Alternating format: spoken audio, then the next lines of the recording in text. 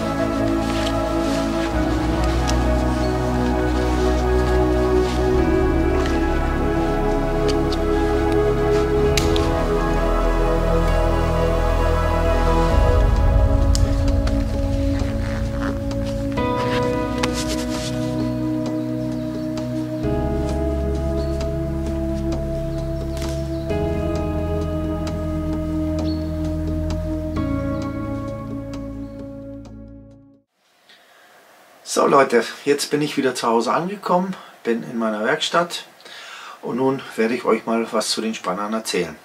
Ich habe mir das so vorgestellt, ich werde das Video gliedern. Ich werde also erst erzählen, wie ich drauf gekommen bin und warum. Dann werde ich euch zeigen, was man für ein Material und für ein Werkzeug braucht. Dann werde ich mal so ein Teil mit euch zusammen bauen, dass ihr seht, wie es geht. Die Teile sind eigentlich für alle Anwendungen die gleichen. Das ist noch das Schöne dran.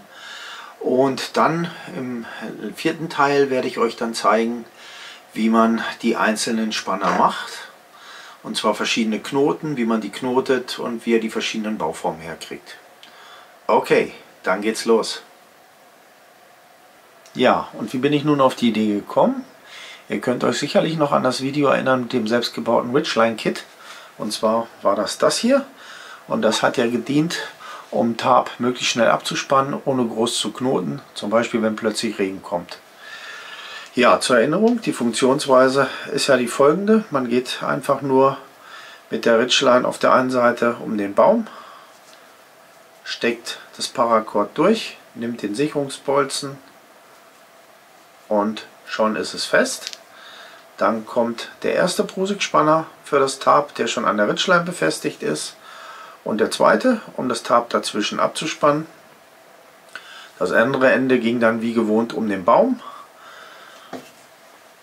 und wurde dann hier durchgezogen durch die Schlinge vom Truckers Hitch, um es abzuspannen. Und genau das war die Sache, die mich noch gestört hat, weil alles andere ging so schön schnell. Und immer dieses Paracord-Ende dadurch zu fummeln, hat mir irgendwie nicht gefallen. Gut, also habe ich überlegt, wie ich das ändern kann. Dann habe ich gesagt, okay, du kannst ja noch so einen Holzbolzen machen. Da musst du nur das Paracord hier durchstecken. Sicherst wieder mit dem Holz. Moment. So. Und dann kannst du spannen. Das Problem ist aber, der Bolzen eben ist schwer zu finden, wenn er runterfällt ins Laub, in die braunen Laubblätter. Also hätte man ihn wieder sichern müssen mit so einem Stück Paracord.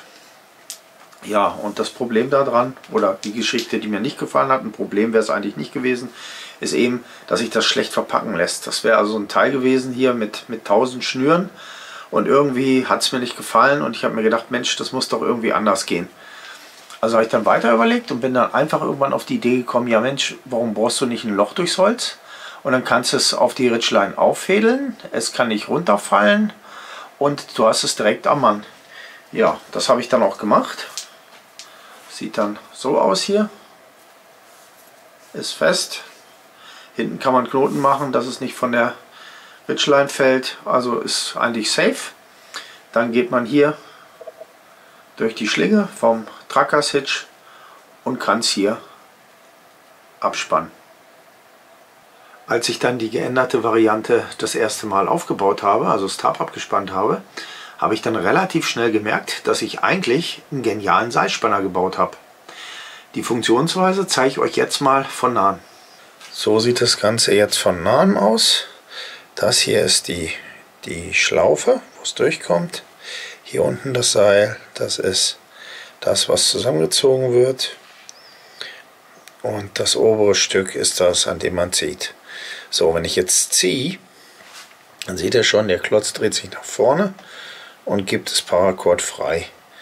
Kommt jetzt Zug von der anderen Seite, ein bisschen kräftiger ziehen, dreht sich der Stift und unten wird das Paracord blockiert. Zieh nochmal, andere Richtung, Bolzen dreht sich, Paracord rutscht durch, kommt Zug da drauf, Bolzen dreht sich und Paracord wird verklemmt. Ja, so viel zur Funktionsweise von den Spannern. Und jetzt zeige ich euch, was ihr alles braucht, um die Spanner nachzubauen. Klar, als erstes braucht ihr hier so ein Buchenrundholz. Meins hier ist 12 mm, das ist aus dem Baumarkt, das sind meistens 1 Meter Stücke. Buche deswegen, weil es ist ein härteres Holz, dass es auch die Belastung standhält. Jetzt zeige ich euch mal, was ihr noch an Werkzeug braucht. Zum Zurechtsägen der Stücke braucht ihr eine Säge. Ich habe jetzt hier so eine kleine Bügelsäge genommen. Dann braucht ihr für die Bohrung zum Anstechen, damit euch der Bohrer nicht auswandert, hier so ein irgendwas Spitzes zum Einstechen ins Holz. Zum Ablängen einen Zollstock und irgendwas zum Anzeichnen. Ich habe jetzt hier so einen Bleistift genommen. Dann macht sich noch ganz gut hier irgendwas, um das Loch ein bisschen abzusenken. Und ganz wichtig ist eine kleine Schlüsselfeile, eine Rundfeile, um das Bohrloch nochmal zu glätten, damit euch das Paracord nicht aufdruselt. Des Weiteren braucht ihr noch einen Holzbohrer. Das sind 5 mm mit Spitze, dass euch der Bohrer nicht auswandert. Und natürlich Schleifpapier. Ich habe jetzt hier 120er Körnung irgendwas für einen Feinschliff, um die Ecken abzurunden und das ganze Holz nochmal nachzubearbeiten, damit es schön glatt wird. Ja, und dann zu guter Letzt natürlich noch irgendein Holzöl. Ich nehme jetzt hier einfach das Ballestrolöl mit einem kleinen Lappen zum Einölen. Ja, und natürlich irgendeine Bohrmaschine. Ich nehme jetzt hier eine Ständerbohrmaschine. Muss man aber nicht haben. Kann man genauso gut mit einem Handbohrer oder mit einem Akkuschrauber bohren. Okay, dann legen wir mal los. Dann zeige ich euch mal, wie man so einen Spanner baut. Als erstes zeichnet ihr euch erstmal die Länge aufs Holz. Ich nehme immer 4 cm. Das hat sich bewährt. Das ist eine gute Länge. Zeichne ich das mal an. So.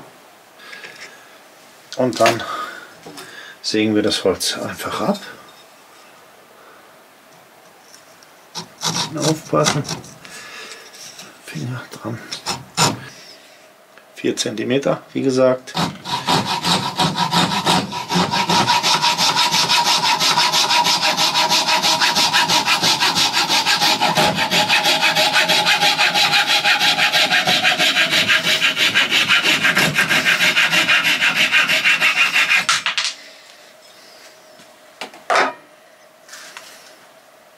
So, und schon haben wir die Länge für einen Spanner. Als nächstes machen wir die Kanten ein bisschen rund und schleifen mit dem Schleifpapier hier die Sägekante ein bisschen weg. Dafür ziehe ich die Kante hinten einfach über das Schmirgelpapier auch mal so. Und da merkt man schon, es wird schon rund. Kann man so machen, je nach Geschmack. Dann machen wir noch die Sägekante. Ist auch schon schön glatt. Dass euch hier, wie gesagt, das Paracord da nicht so hängen bleibt und das Ganze schön lösbar ist nachher. Weil wenn ihr dann so Holzsplitter und Kanten dran habt, dann kann sich das wirklich ins Paracord stechen und im schlimmsten Falle reißt er dann das Paracord damit auf. Die Seite auch noch ein bisschen.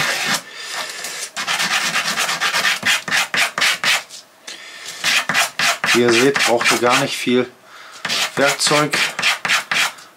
Also das sind so ein paar Sachen, die kann man wirklich im Baumarkt so kaufen.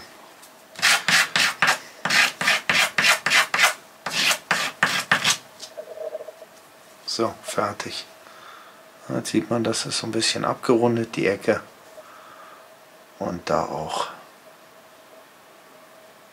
Als nächstes zeichnen wir uns hier die Mitte ein. Machen wir uns eine Markierung, stechen das ein bisschen ein, damit der Bohrer nicht weglaufen kann. Und bohren das Loch dadurch. Ja, der Spanner ist 4 cm, also in dem Falle sind es hier 2 cm. Das wäre die Mitte. Zeichne das mal an. So. So. Okay. Jetzt noch anstechen. Schön versuchen, die Mitte zu treffen. Okay. So, dann kann der Bohrer nicht mehr wegwandern. Ich habe das Ganze schon mal eingespannt, ist natürlich mit so einer Tischbohrmaschine viel einfacher, aber wie gesagt, das geht auch ohne weiteres mit dem Akkuschrauber, normale Bohrmaschine und zur Not sogar mit dem Handbohrer. Gut, dann bohre ich mal das Loch.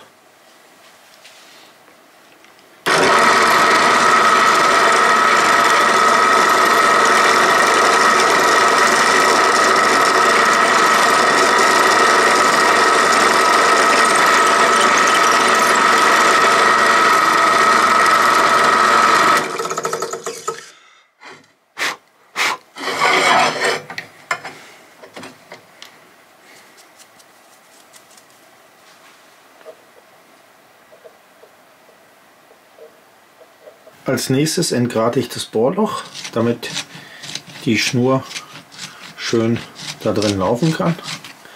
Und vor allen Dingen erstmal, dass das Holz nicht einsplittert. Ich schleife es dann, ich werde dann erst noch feilen und dann zum Schluss machen wir dann nochmal einen Feinschliff Das sieht schon gut aus, der ist schon rund. Der kann noch ein bisschen hier. So, da noch. So, dann geht auch wunderbar das Paracord nachher rein. Dann hat man auch nicht so eine Mühe beim Durchfädeln. Gut, weiter geht's. Als nächstes fallen wir mit der Rundfeile das Bohrloch schön glatt, dass die Schnur schön drin laufen kann, und zwar von beiden Seiten.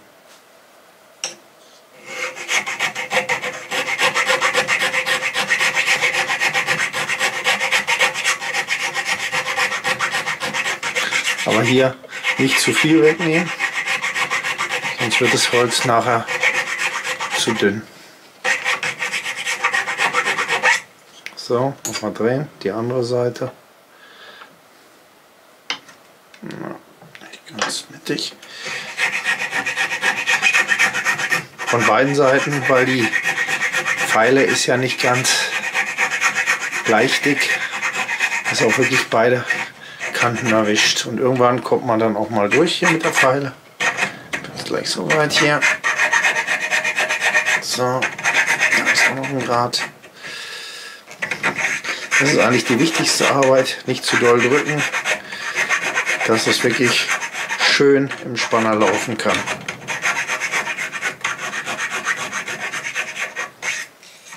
So, okay. Jetzt ist der Spanner schon fast fertig. Ich schleife das jetzt nur noch mal hier mit dem feinen Schleifpapier ab. Nochmal, um die ganzen Oberflächen aufzurauen fürs Öl, was wir da noch drauf machen müssen. Einfach so mit der Hand. Die Ecken nochmal alle. Und ganz wichtig, auch hier die Bohrlöcher, wo es das Seil dann nachher gleitet, das Paracord. Auch ruhig ein bisschen ins Loch reinschleifen, dass es richtig schön glatt wird. Und das merkt ihr am besten mit dem Finger nachher. Könnt ihr nochmal rüber gehen. Nochmal die Ecken.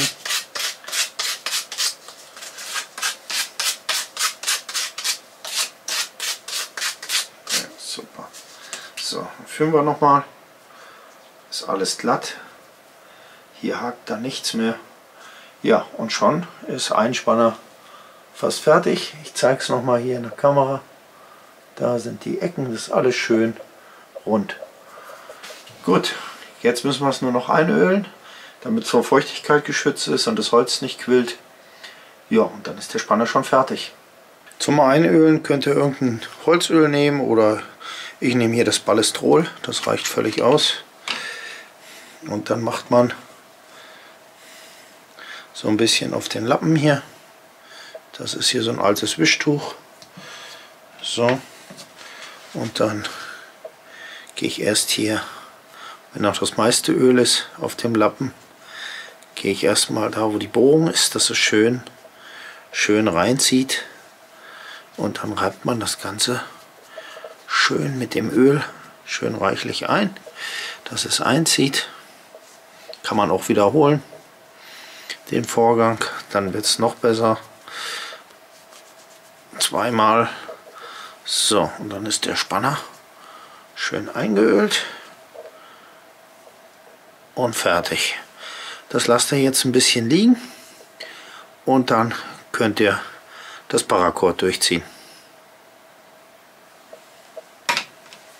Ja, das war eigentlich schon alles von der Herstellung, vom Handwerklichen, um so einen Spanner zu machen. Jetzt werde ich mit euch mal die verschiedenen Varianten durchgehen und mal ein bisschen Paracord durchziehen und die Knoten erklären. Dazu schneide ich mir jetzt erstmal ein Stück Paracord ab. Und da habe ich einen Tipp für euch, eine spezielle Methode, und die zeige ich euch jetzt. Da ich öfter Paracord schneide, habe ich mir so ein kleines Paracord-Schneidset gemacht. Das zeige ich euch jetzt mal. Das habe ich alles hier drin. Und zwar einmal ein Teelicht, eine Schere und ein Beutelclip aus dem Supermarkt, und wofür der ist, das seht ihr jetzt gleich. Erstmal brennen wir das Teelicht an, um die Enden vom Paracord zu verschmelzen. Das mache ich schon mal an, dann kann das Teelicht schon mal ein bisschen einbrennen. Na, will nicht. Feuerzeug ist nicht mehr das Beste. Jetzt. Okay, der Rest ist nicht so wichtig, da sind noch ein paar Paracord-Reste drin. Den Deckel, den kann man dann gleich nehmen hier von der Metalldose, damit es nirgendwo einbrennt. Gut, dann zeige ich euch mal, wie man das Paracord damit schneidet. Dann messe ich das Paracord erstmal ab. Ich möchte gerne 1,20 Meter haben. Der Zollstock ist 60. 60 und noch eine Länge sind 1,20. So, und das, wo es geschnitten werden soll, da mache ich mir jetzt einfach einen Knick und halte das. So, das wäre also hier die Stelle, die ich schneiden möchte. Und jetzt ist es ja so, jeder, der schon mal Paracord geschnitten hat, weiß, wenn man es hier einfach durchschneidet und man hat längere Enden, dann rutscht der Außenmantel nach hinten und die Innenfasern kommen so raus und dann hat man immer so ein Stück da überstehen und das lässt sich unheimlich schlecht verschmelzen. Und da kommt der Trick mit dem Beutelclips. Mach den jetzt mal auf. So, und leg das Paracord einfach da rein. Zack. Jetzt kann ich es noch ein bisschen zurechtdrücken. So, dass ich nachher hier noch genügend Platz habe zum Verschmelzen. Klippt es zu. Und jetzt ist die Innenfasern sind jetzt hier verklemmt. Das heißt, das Paracord kann nicht mehr wegrutschen. Jetzt kann ich es ganz einfach durchschneiden. So, die Enden glätten. Und das Ganze sofort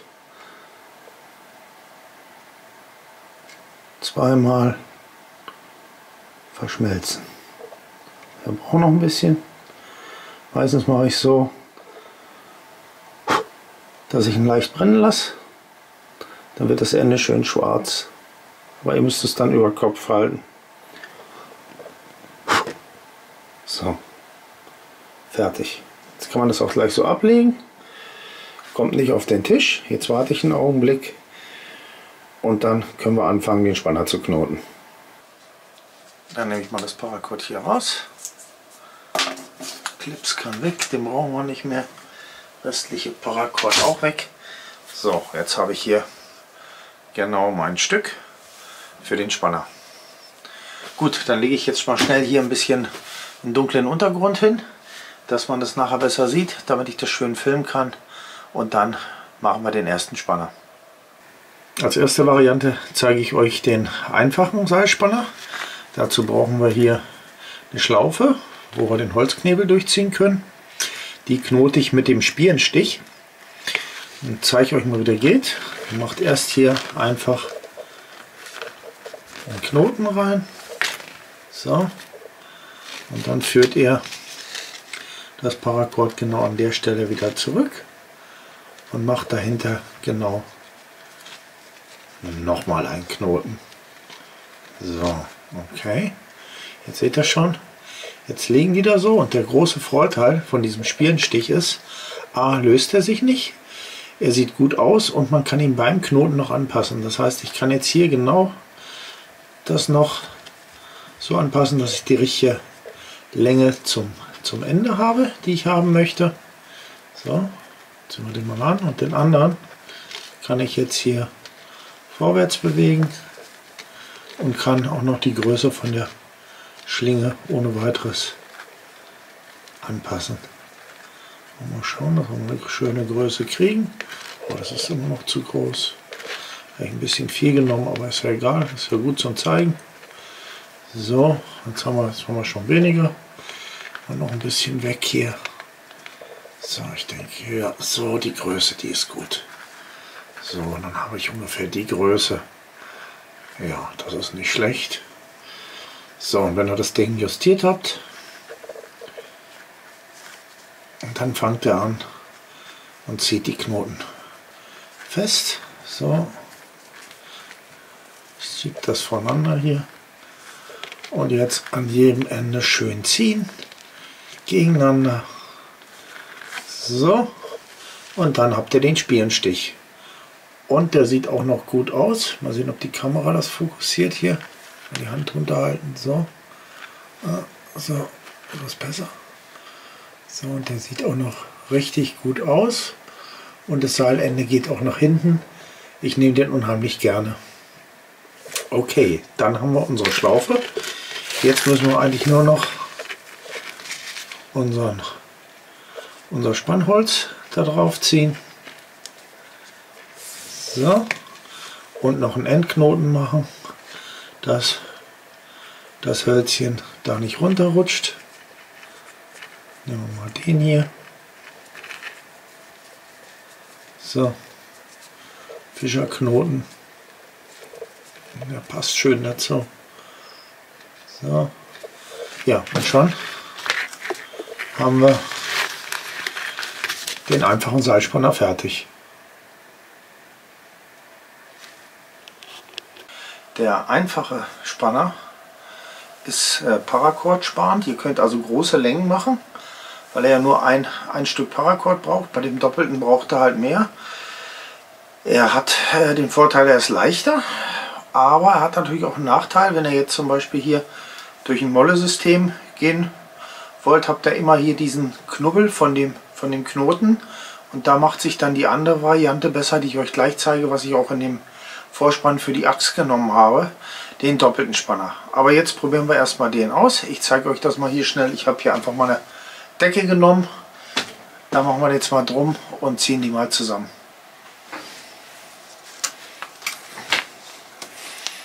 So, die Schlaufe drum. Spanner durch und festziehen. Und das war's schon. Und schon ist der Spanner fest. Und wenn ihr es wieder los haben wollt, einfach drehen. Dann geht der hier wieder durch und der Spanner ist wieder geöffnet. Mach's nochmal. So, durch, spannen, noch fester spannen. Fest. Und jetzt wieder drehen. Dadurch und offen. Verlieren könnte das Teil auch nicht, weil er kommt hier nicht von der Schnur. Gut, dann machen wir die Variante 2 und das ist der doppelte Spanner. Da müsst ihr nur beachten, wenn ihr das Klötzchen hier habt, dass das Paracord da eben doppelt durch muss. Und ich würde es dann ein bisschen von Anfang an, also wenn ihr vorhabt, die doppelten zu machen, schon ein bisschen mit der Feile hier oval zu feilen. Aber auch nicht zu viel, weil es darf nicht zu lose werden, sonst fällt euch das Klötzchen hier einfach ab oder müsstet hier hinten einen Knoten reinmachen, aber das ist nicht so schön.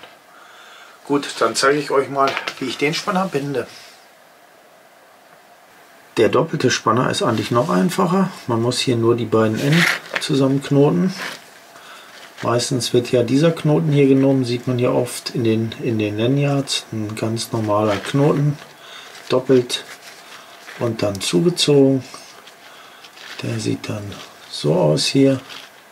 Aber wie gesagt, ich habe da schlechte Erfahrungen mitgemacht. Irgendwie beim Bewegen wandert der nach außen und irgendwann öffnet sich dieser Knoten.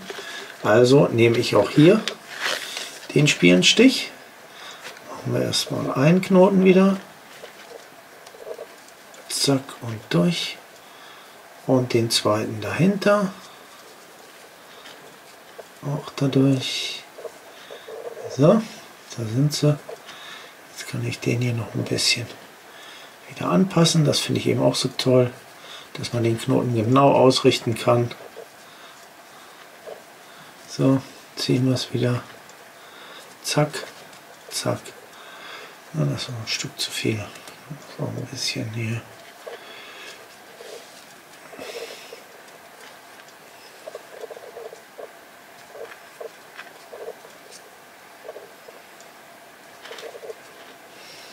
So ist besser.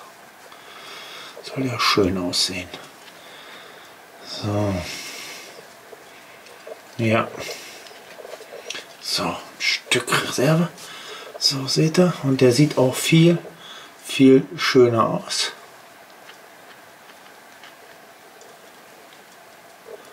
Und geht nicht mehr auf. So, jetzt müssen wir eigentlich nur noch das Paracord doppelt hier durchziehen. Und wie gesagt, da ist es halt ganz wichtig, dass das schon ein bisschen stramm geht, weil sonst geht euch nachher der Spanner einfach von der Schnur. So, ziehen wir es durch. So, ja, das geht. Könnte noch ein bisschen loser sein, aber zur Funktion erstmal ist es okay. So, und das ist der doppelte Spanner. So, nun wieder der Test an der Decke. Spanner rum. Klotz durchgesteckt. Sieht dann so aus. Ich zeige es nochmal vor der Kamera. So. Und jetzt könnt ihr hier einfach spannen.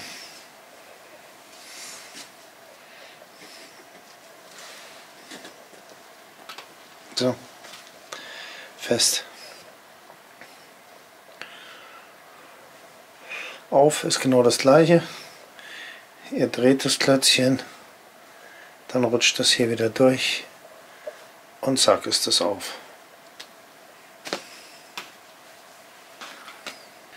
Wenn ihr wirklich einen elastischen Spanner haben wollt, könnt ihr natürlich auch genauso gut Bungee Cord durchziehen. Die Knoten sind genau die gleichen und dann könnt ihr euch genau auf Länge auch flexible Spanner bauen. Ich habe es jetzt alles mit Paracord gemacht. Das hat völlig ausgereicht, weil meistens gibt die Ausrüstung auch nach. Und auch bei der Achsbefestigung war es gar kein Problem. Ja, weiterer Vorteil ist, es ist eigentlich wirklich sehr, sehr leicht. Ich sage mal, der Gurt hier, der geht auch noch, aber eben der Metallverschluss ist auch schon schwerer. Und irgendwie braucht man immer 1000 Gurte, weil die Längen irgendwie nicht passen. Und zur Not kann man sich so einen Gurt auch wirklich noch selber improvisieren. Paracord hat fast jeder immer da. Das sind für mich so die Vorteile. Ihr könnt es anpassen, wie ihr wollt. Ihr könnt schwarzes Paracord, Oliv, braun, wie es am besten zur Ausrüstung passt. Also ich finde, es ist eine feine Sache. Ja, und vor allen Dingen sieht es auch wirklich besser und edler aus wie diese China Kugelspanner. Also ich sage mal, das hat definitiv mehr Stil, wer da Wert drauf legt. Ja, der Kreativität damit sind keine Grenzen gesetzt. Vor allen Dingen, ihr habt immer die gleichen Teile und viele Anwendungsmöglichkeiten. Die werde ich euch jetzt noch mal zeigen, was ich schon alles damit angestellt habe. Aber dazu brauchen wir erstmal einen Baum. Moment schnell, ich muss schnell eine Birke pflanzen.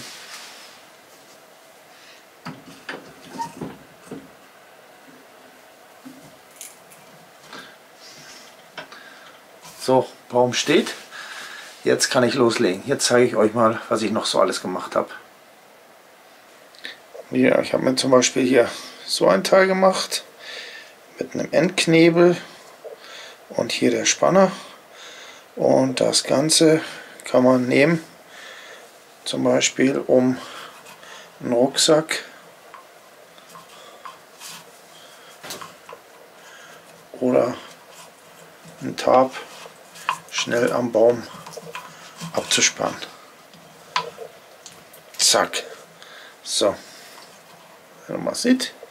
So, hier ist schon fest. Hier könnt jetzt der Rucksack hängen.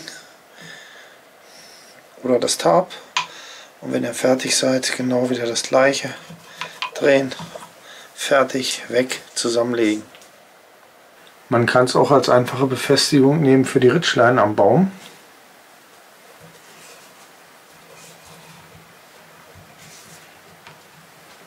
Fest und wieder ab. Ja, das war das Video zu den Bushcraft Seilspannern. Ich hoffe, es hat euch gefallen. Es war einigermaßen verständlich erklärt und vor allen Dingen für den einen oder anderen eine Anregung und eine Idee zum Nachbauen, weil ich finde die Dinger genial. Man kann da so viel mit anstellen, vor allen Dingen alles mit einem Teil. So viele Anwendungsmöglichkeiten und so schnell herzustellen. Ich finde, es ist eine feine Sache. Ja, dann werde ich das Video jetzt an der Stelle schließen. Ich muss ja noch die Birke wieder fällen, nicht dass die durch meine Werkstattdecke wächst, und würde mich dann an dieser Stelle von euch verabschieden. Also, macht's gut, bis zum nächsten Mal, euer Detlef. Ciao.